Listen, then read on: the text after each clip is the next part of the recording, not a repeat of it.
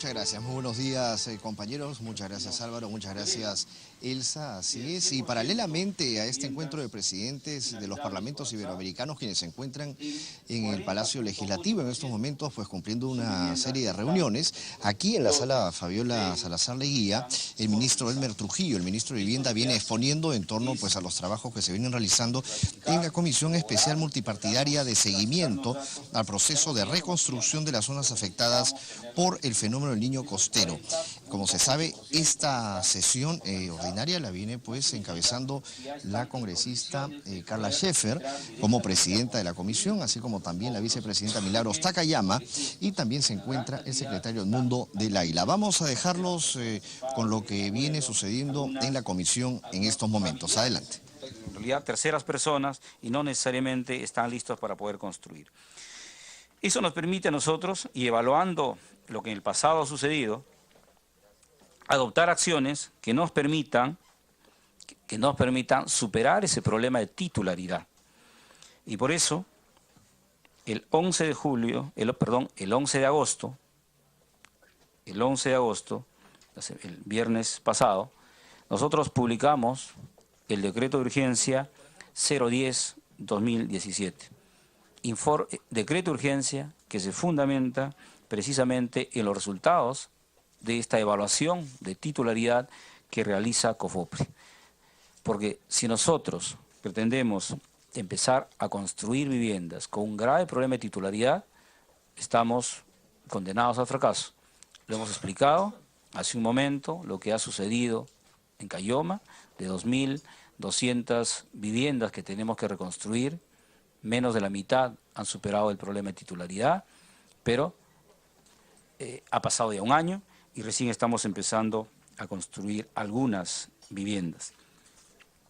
Este decreto de urgencia entonces se fue publicado el 11 de agosto. Con este decreto de urgencia se establecen medidas excepcionales que permiten la asignación del bono familiar habitacional que va a permitir la construcción de las viviendas. El día de hoy, 18, ha sido publicado también ya en el Diario Oficial El Peruano una resolución ministerial que establece, tomando como base el decreto de urgencia, cuáles son los procedimientos y los plazos para iniciar el proceso que nos lleve a la construcción de la vivienda definitiva. El próximo miércoles, el día 23 de agosto, estará publicándose una resolución ministerial que marcará el inicio de una convocatoria que concluirá el 14 de octubre y que debe en ese momento tenerse seleccionadas las entidades técnicas, es decir, las pequeñas empresas que entrarán a construir las viviendas definitivas. Estas entidades técnicas tendrán ya, o los bonos familiares habitacionales habrán sido entregados y por lo tanto a partir del 15 de octubre debiéramos empezar la construcción de las viviendas. Y a diciembre del 2017, del presente año, debiéramos tener ya 5.000 viviendas entregadas, 5.000 viviendas definitivas. Eso que hoy lo explicamos con fechas y con precisiones nos llevan a decir que 7 meses después del 27 de marzo estaríamos iniciando la construcción de viviendas y 9 meses después estaríamos entregando las viviendas. Esto, si comparamos con eventos anteriores, es un gran avance, se muestra una atención bastante rápida. Pero esto que hoy mostramos no era previsible el 11 de abril, tampoco era previsible el 9 de junio, cuando iniciamos los procesos de compra de los módulos que hoy mencionamos. El 1 de noviembre nosotros debiéramos o vamos a estar dando inicio a una segunda convocatoria para otorgamiento de bonos familiares habitacionales. Este proceso terminará a finales de diciembre y en enero, ya con el presupuesto 2018, empezaremos la construcción de otra cantidad de viviendas definitivas. La meta que tenemos como gobierno a finales de 2018 es tener, o es en todo caso, que no haya ninguna familia viviendo en carpas. A diciembre del 2018 tendremos las familias en viviendas definitivas y otra cantidad importante, alrededor de 20.000 familias en módulos temporales. Y al primer semestre del 2019, todas las familias estarán en sus viviendas definitivas.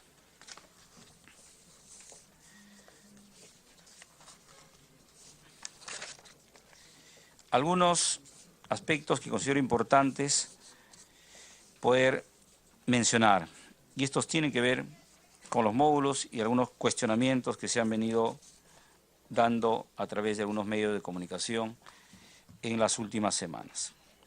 Se ha mencionado que hemos contratado 5 empresas chilenas y que hemos comprado a dedo direccionando a estas empresas. Nosotros lo hemos reiterado en nuestra presentación, pudimos haber hecho compras directas, la ley nos faculta, sin embargo, optamos en la primera compra, invitamos a 7 empresas y en la segunda invitamos a 24, hacemos públicos en la página web y medios escritos y se permite una participación importante de empresas y en la segunda compra 11 presentaron propuestas sin haber sido invitadas. De todas estas empresas, las que han sido contratadas, finalmente son 7, de las cuales 5 son empresas peruanas y 2 son empresas extranjeras. De las 5 que son peruanas, Inversiones y Fabricaciones Karen es una pequeña empresa de Villa El Salvador. Otro cuestionamiento que se ha venido dando es el por qué no se contrataron a los pequeños empresarios. Y nosotros lo que explicamos es que la primera compra se inicia el 11 de abril. Y yo les pediría que nos ubiquemos en ese contexto, en el momento, en esa fecha. El 11 de abril, como dije hace un momento, nosotros no teníamos la certeza que el fenómeno Niño Costero había terminado. El evento más importante fue el 27 de marzo, pero las lluvias todavía continuaban. Y en ese momento necesitábamos módulos. Y por eso que lo que hicimos fue recurrir a los proveedores del Estado. Es decir, aquellos proveedores que siempre han vendido módulos a los diferentes ministerios, municipios y gobiernos regionales cuando han sido requeridos y cuando se han convocado procesos de compra. Es decir, en esa circunstancia se da esa primera compra. La segunda compra, que iniciamos el 9 de junio, hicimos público. Hicimos de manera pública y pudieron presentarse los empresarios, los pequeños empresarios, si lo hubiesen deseado hacerlo. Y 2 lo hicieron, 2 pequeñas empresas, una de Villa El Salvador y otra de Pucallpa.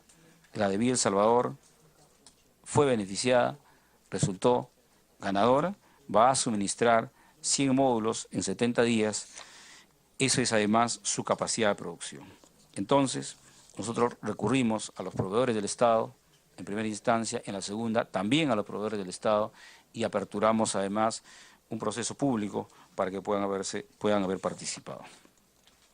El otro cuestionamiento que se ha venido dando está vinculado al material que se ha utilizado, y esto relacionando con la primera compra, donde los módulos tienen como muros, como paneles, el fibrocemento. Nosotros, como lo hemos mencionado al comienzo, no hemos pedido algún material específico. Nosotros no hemos considerado en las especificaciones técnicas que los módulos sean de fibrocemento, o que sean de madera, o que sean de PVC o de metal. No. Nosotros hemos puesto exigencias técnicas, especificaciones técnicas que ofrezcan las condiciones de seguridad y confort para las familias. Nosotros entonces no hemos direccionado a ningún tipo de material y los materiales de los módulos son los que ofertaron los postores y que cumplen las especificaciones técnicas formuladas por nosotros como Ministerio de Vivienda y que además tienen que ser demostradas con los certificados correspondientes. El último cuestionamiento está vinculado al precio de los módulos temporales. Y allí se ha argumentado, algunos medios de comunicación se han difundido, que hay pequeños empresarios que dicen que hacen módulos por montos bastante menores a los que hemos contratado. Nosotros lo decimos con absoluta claridad, que los montos contratados corresponden a los montos que fueron ofertados por los postores que participaron en los procesos y que cumplen las especificaciones técnicas que se han requerido. Los pequeños empresarios que dicen tener otros precios tuvieron su oportunidad de presentar sus propuestas con los montos que ellos mencionan. Es más, en el segundo proceso de compra que se realizó, de las empresas, de las 5 que resultaron ganadoras, una, Ondulain Perú, que iba a suministrar 1.700 módulos, nos ha comunicado que no va a poder cumplir con su contrato, como tal, no va a suministrar esos 1.700 módulos. Pues haremos una compra, iniciaremos un proceso y esperemos que en esta oportunidad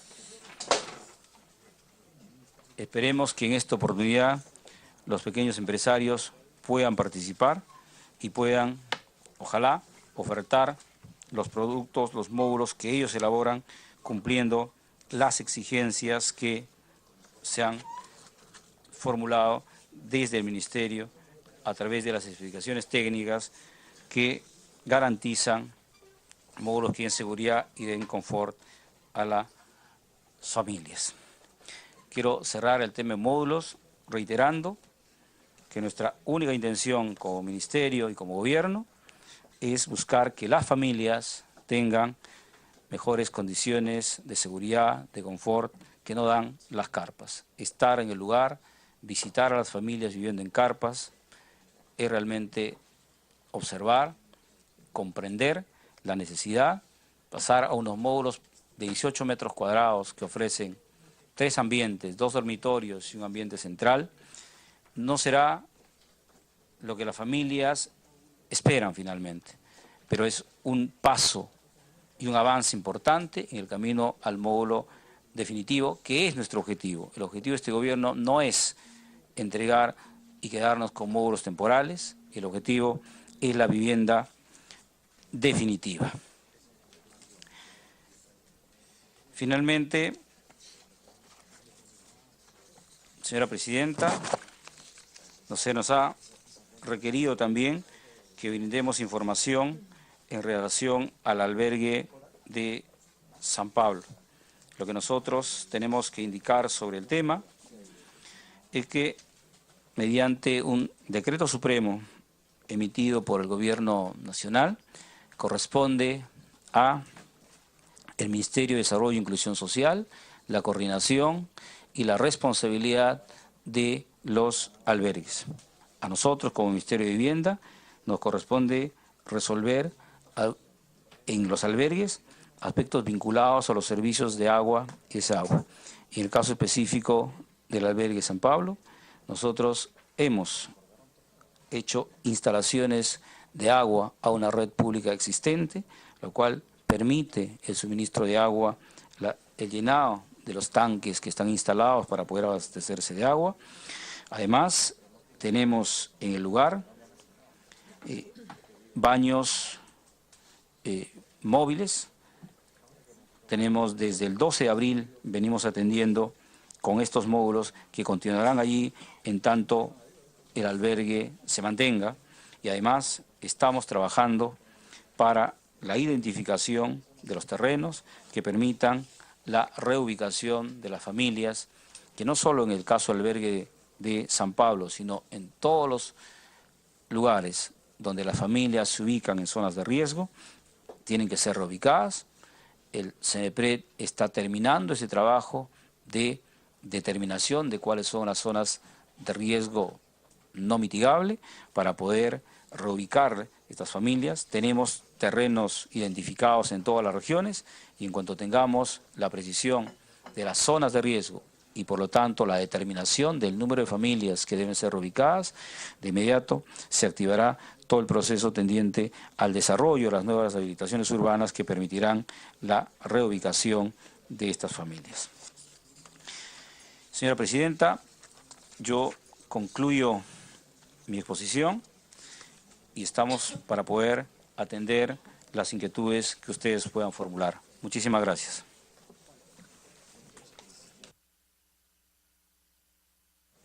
Gracias, señor ministro. Antes de pasar a las consultas que tendrán los congresistas, teniendo una ya sesión ordinaria con el quórum correspondiente, ha habido un pedido para nuestro siguiente invitado de diferentes congresistas para poder tener acá la presencia del señor ministro el próximo viernes de Agricultura. Por ser uno de los sectores más importantes y que en estos momentos sigue afectado y que se ha transferido una serie de recursos a ese sector, especialmente al programa del PCI y Agro Rural, para la habilitación, que es la fase en que corresponde en estos momentos. Entonces queremos saber si todos están de acuerdo para la presencia del señor ministro de Agricultura y así poderlo apoyar en nuestra semana de representación, que es la siguiente, en verificar esa intervención que están haciendo el ministerio en todos los sistemas de riego que cada uno tiene en sus regiones. Si están de acuerdo, lo someto a votación. Los congresistas que están a favor, por favor, sírvanse levantar la mano. Velázquez, Domínguez, Andrade, Vergara, Segura, Del Águila, Takayama, Yuyes, Sánchez, bueno, el resto de los colegas congresistas que agradezco que nos acompañen también están de acuerdo y seguro vendrán a la presencia del señor ministro. Aprobado por unanimidad. Yo solo que le quería decir al señor ministro de que el colapso de muchas viviendas, especialmente Tumbes, Lambayeque y Piura, ya el 14 de febrero, el Día del Amor, el Día de los Enamorados, ya teníamos aproximadamente más de 20.000 viviendas colapsadas. 20.000 viviendas colapsadas. Datos de INDECI que se los voy a hacer alcanzar, ¿no? En las cuencas ciegas o en muchísimos sitios de las ciudades y las zonas rurales. Tambo Grande, por decirle, en una lluvia que superó los niveles del año 98 de 257 milímetros por segundo. En esa lluvia se cayeron más de 280 casas en Tambo Grande, señor ministro. Entonces eso solo quería aclarar. Por favor, los congresistas que quieran hacer las consultas del caso, hemos apuntado a Takayama, Segura, Vergara, Andrade. Le vamos dando la palabra a la congresista Takayama. Andrade Domínguez. Gracias, señora presidenta. Buenos días. Un saludo muy especial a mis colegas congresistas, al señor ministro Edmer Trujillo y a la señora viceministra de Vivienda. Estoy bastante preocupada por las cifras, bueno, ya lo sabíamos, alarmantes en la región Lambayeque. Acá indican que son predios inhabitables y colapsados, según lo que ha traído el señor ministro, 19.768 predios inhabitables y colapsados.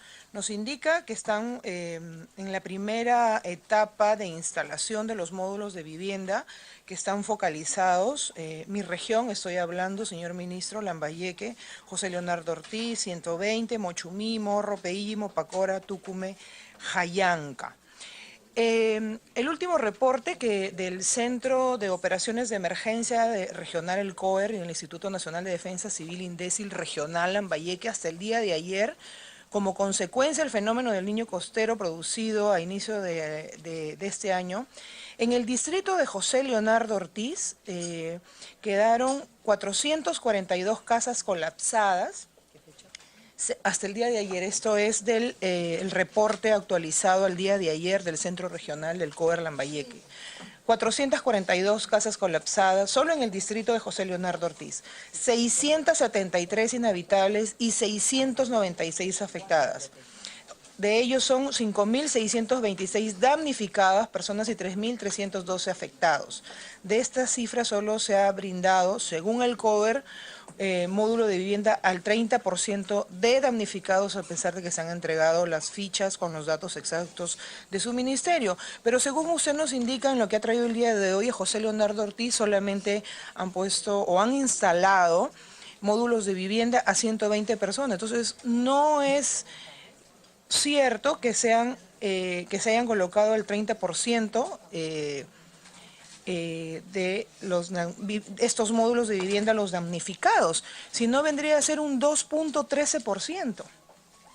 Entonces, ¿qué ha ocasionado para esa desatención del más del 90% de los damnificados restantes frente a, bueno, al escándalo producido a raíz de entrega de módulos temporales de vivienda y sobrevaluados que todos conocemos? En la segunda etapa, en la instalación de módulos de vivienda, según nos comenta, en la región Lambayeque para la costa, ha sido de 5.908. La pregunta sería, ¿por qué no se han instalado módulos en la sierra de Lambayeque? Porque, según figura acá, no se ha entregado absolutamente nada. Señor ministro, ¿qué nivel de coordinación ha sostenido con el director ejecutivo de la Autoridad de la Reconstrucción con Cambios respecto de los proyectos incluidos en el plan de reconstrucción y que se ejecutarán en mi región Lambayeque, y qué acciones ha proyectado su despacho para el mejoramiento de los servicios de agua potable, alcantarillado y el sistema de drenaje pluvial en la región Lambayeque? Y una última pregunta, si me permite, señora presidenta, sería también que si usted tiene, o el ministerio del que usted es parte, ¿qué estrategia adicional distinta a los módulos ha propuesto su ministerio como alternativa a los módulos temporales de vivienda? Muchas gracias, señora presidenta. Gracias, congresista Takayama. Con las consultas respectivas, los señores congresistas desean pregunta y respuesta del señor ministro, o participamos todos y luego hacen las preguntas. Pregunta y respuesta, pregunta y respuesta. Entonces, tiene el uso de la palabra el señor ministro Trujillo. Muchas gracias, congresista. Y por intermedio de usted, las respuestas a la congresista Takayama, que ha formulado algunas consultas. En primer lugar, las cifras de viviendas colapsadas inhabitables definitivamente muestran que Lambayeque es la región más afectada en estos términos, en términos de vivienda.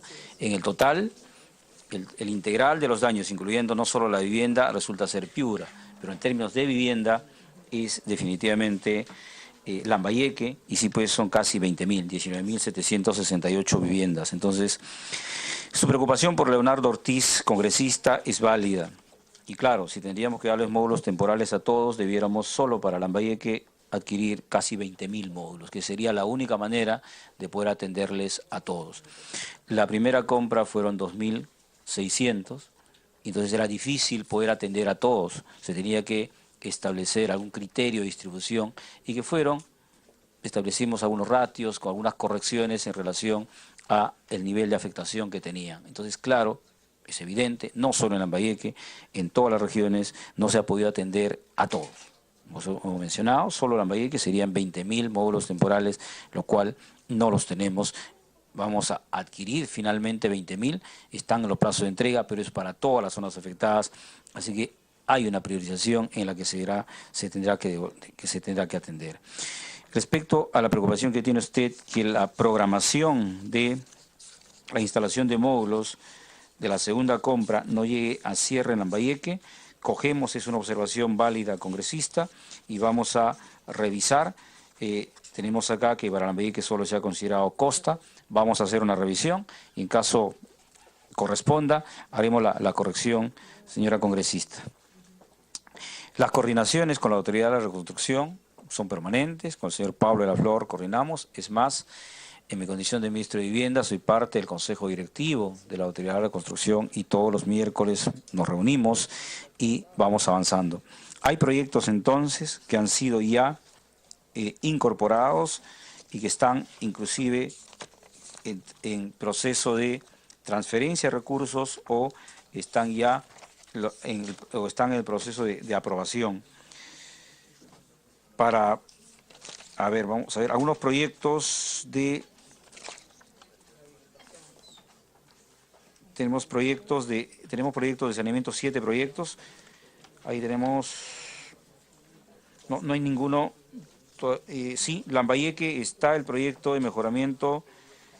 Hay un proyecto de mejoramiento integral de los servicios de agua potable y alcantarillado de Ricardo Palma. Es un proyecto que ya está, que bordea los 3 millones de soles, que está aprobado y está listo para su transferencia. ¿Me permite una interrupción? Sí. O sea, está listo para la transferencia recién. La transferencia de los recursos, sí, está lista para la transferencia. Igual para José León. En estos días, en estas semanas, esto ya está aprobado por la Autoridad de la Construcción y está en trámite la emisión del Decreto Supremo de Transferencia de los Recursos. De igual manera, para José Leonardo Ortiz está considerado un monto adicional de 7,5 millones de soles que están dedicados a atender algunas reparaciones que son muy urgentes. Sabemos, José Leonardo Ortiz, el problema es complicado, se debe rehabilitar todo el sistema de alcantarillado. Sin embargo, en tanto eso se resuelva, hay trabajos que tienen que hacerse de manera urgente, varios trabajos en diferentes sectores, y eso demanda en un trabajo conjunto con el alcalde. Se ha determinado que eso representa alrededor de 7,5 millones de soles y eso está en trámite para su transferencia. Finalmente, congresista, en el caso del drenaje pluvial, están incluidas las ciudades más importantes de las regiones que han sido afectadas, la ciudad de Tumbes, Piura, como una metrópoli completa, en Lambayeque, Chiclayo, Lambayeque, están considerados para el drenaje pluvial. Tenemos en este momento un equipo de expertos del BID, conjuntamente con profesionales del Ministerio de Vivienda, que estamos trabajando en este tema. La experiencia peruana en la construcción y funcionamiento de sistemas de drenaje pluvial es muy poca, casi nada se ha trabajado, las ciudades no cuentan con drenaje pluvial y por eso es que tenemos ahí expertos internacionales que nos está proporcionando el BID, que conjuntamente con nosotros venimos trabajando en la estimación de los montos de inversión, en los proyectos que se van a plantear y en algunas respuestas inmediatas que tienen que darse. En el caso de Piura, por ejemplo, hay cuencas ciegas, ya las conocemos, que hay que rehabilitarlas algunas, equipos están instalados, en ese trabajo venimos realizando. Y en general, respecto a los proyectos, sea de agua y desagüe y también de pistas y veredas, señora congresista, el catastro que hemos realizado es un catastro coordinado con los alcaldes, con las autoridades locales, tenemos las actas correspondientes, la conformidad de ellos, porque creemos que si no trabajamos de manera coordinada con las autoridades locales y regionales, va a ser muy difícil avanzar en esta reconstrucción. Muchas gracias. Gracias. Gracias, señor ministro. Tiene el uso de la palabra el congresista Segura. Gracias, presidenta. Saludos a los colegas congresistas y en especial al ministro Elmer Trujillo y a la viceministra Carmen Lecaros. Yo con suma preocupación, presidenta, a través suyo al ministro, pero antes sí quisiera hacer la primera consulta. Usted ha mencionado que para la planificación urbana se van a elaborar estudios de riesgos y peligros, actualización de catastros, etcétera. En este sentido, presidenta, a través suyo al ministro, ¿se está articulando acciones con la CONIDA? Respecto a mi región, hablan de puentes, pero detallan todas las ciudades del norte, pero no se menciona para nada Ica. Tenemos el puente Chamorro en Chincha, por este puente prácticamente el Carmen está descomunicada. El puente Macarena en Santa Cruz Palpa, el puente Changuillo en Nazca, el puente Surcuña en Ingenio. O sea, no vemos aquí, y lo vemos con suma preocupación, que no están siendo consideradas, ¿no? viviendas inhabilitadas y colapsadas en Ica. Usted ha mencionado 645 según la presentación que nos ha mostrado. Pero tenemos 1.190, según INDECI, viviendas destruidas e inhabitables. Viviendas afectadas, 24.483. Pero vamos a señalar exactamente las viviendas destruidas e inhabitables según INDECI. 1.190. Este es un informe del INDECI al 7 de agosto del 2017, un procesamiento al 96%. Sin embargo, para ser más preciso, tenemos en el Valle de las Trancas, tenemos en Chauchilla, tenemos en Santa Luisa, tenemos en Chanchajaya, La Tinguiña, ¿no? En cada uno tenemos como cerca de 200, 300 familias que están pues todavía viviendo en carpas, ¿no? Con respecto a estos módulos, bien ha hecho en aclarar el ministro con esta presentación cómo se ha venido el proceso. Y algo que sí, Presidenta, hay que resaltar lo que no se ha informado bien a través de los medios de comunicación. Lo dijo la viceministra Lecaros en la última parte de sus entrevistas, ¿no? Que hay que tomar en cuenta que estas empresas tienen una estructura organizacional, tienen unos costos diferentes, ¿no? El hacer llegar hasta esos sitios, los módulos tienen otros costos, pero también sí hay que no dejar de mencionar que hay que descentralizar este tema de los puentes. Nosotros hemos hecho llegar a través de su coordinadora parlamentaria, inclusive nosotros hemos averiguado sobre algunos empresarios medianos, por cierto, que pueden entregar 40 módulos en 40 días, ¿no? A un precio mucho menor. Pero es un tema de que la estructura organizacional del ministerio debe tratar de descentralizarse en ese sentido, porque una manera de poder reactivar la economía es a través de darle pues la oportunidad a estos micros y medianos empresarios. Y en ese sentido también con respecto a los puentes, nosotros no solamente vamos a fiscalizar, sino que también vamos a hacerle llegar, porque tenemos reuniones con el CIMA, de que hace muy buenas estructuras en puentes para que también puedan tener acceso a esta información. Nosotros nos comprometemos en ese sentido. Pero usted dijo algo, a través suyo, Presidenta, el ministro, de que no debemos repetir la historia. Y en mi región, me preocupa por eso, y le recalco, estos que no se mencionen en sus presentaciones, por más que no tengamos la magnitud del daño del norte, pero sí es importante. Yo quiero mostrarle a través de esta pequeña presentación, por favor, lo que es en la actualidad el trabajo que hizo Forsur. Esto, lo que le vamos a hacer la presentación, es de hace, por favor, 2 días. Esta es una iglesia, ¿no? Techo temporal todavía. Continúa, por favor. Todavía tenemos este tipo de monumentos a la ineficiencia de esa época de la reconstrucción. Todavía, esto es hace 2 días, ¿eh? Así estamos, ¿no? Después del terremoto, 10 años después, ¿no? Esto pasa en Pisco Playa, 10 cuadras de la Plaza de Armas. Estos son los módulos que todavía siguen viviendo aquellos afectados del terremoto y que hoy son olvidados y viven con los escombros. Así estamos todavía en Pisco y en Ica. Y hay colegios, ministro, a través suyo, Presidenta, que todavía, esta es la Facultad de Pesquería, esta es una universidad, así estamos, que parte de su paisaje interior, ¿no?, son escombros. O sea, el gobierno regional con Forsur, que tuvo cerca de 60 y tantos millones de soles para el movimiento de los escombros, no tuvo mejor idea que ponerlos dentro de los colegios. Cuando hemos ido a visitar el tema respecto a la educación en nuestra semana de fiscalización, hemos visto esos paisajes. ¿Y por qué estos pisos no se han nivelado?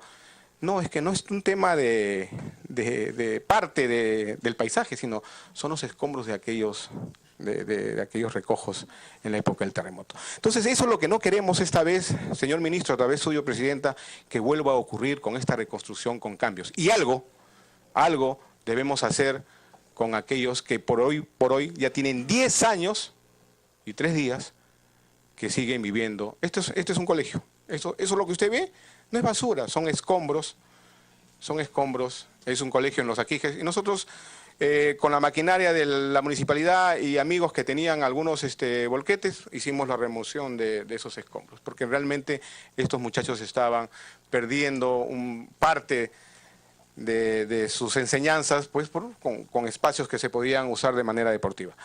Muchas gracias, presidenta, muchas gracias, señor ministro, por su atención.